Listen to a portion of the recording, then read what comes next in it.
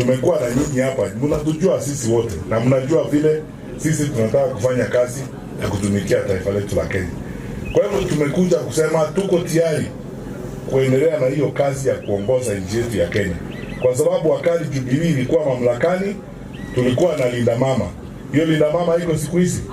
Wakati Jubilee ilikuwa mamlakani tulikuwa na masomo, tunasaidia capitation kwa shule zetu. Hayo masomo yanaendelea vyema kweli siku hizi.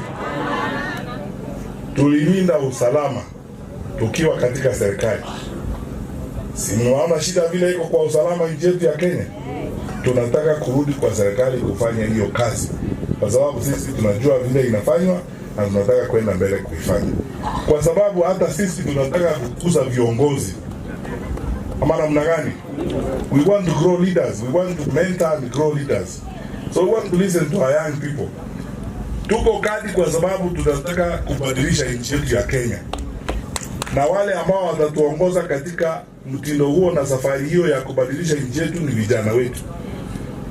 Tuwakuze, tuwasaidie, tuwape support yote ambao wanahitaji waende mbele ili tubadilishe uongozi wa nchi yetu ya Kenya. Na tuweke amani tukiendelea namna hiyo.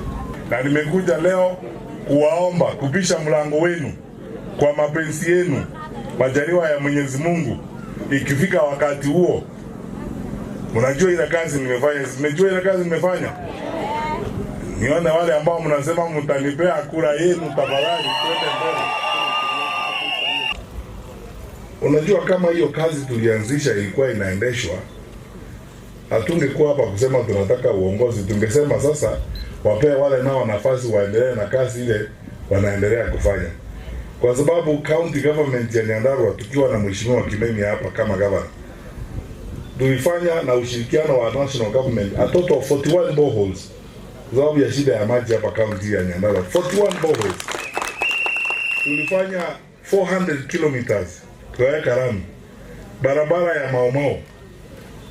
Kwanza ile villages ya mwisho ya Maomao ya kutoa title deed tulitoa wakati huo hapa Nyandarua. Kazi nyingi ilifanyika.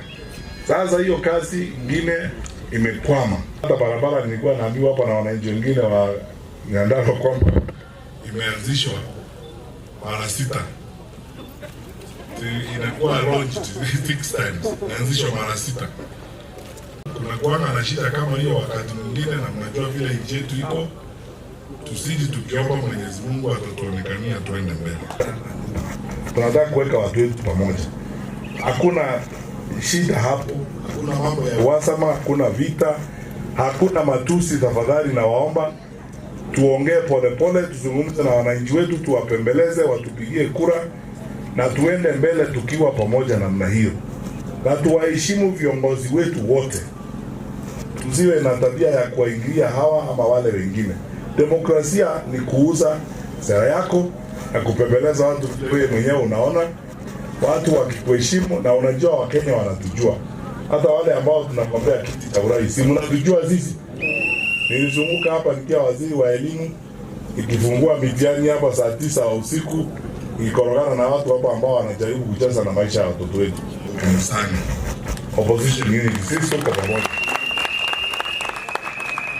Na hiyo ni decision ambayo ilifanywa na NEC ya chama. That is not a personal decision. Naweza kubadilisha kesho. Tulikubaliana sisi wote wakati huu nchi yetu inahitaji sisi wote tuwe pamoja. Amana mnangani wananchi. Amani. Tutembee safari kwa mapenzi na kwa umoja.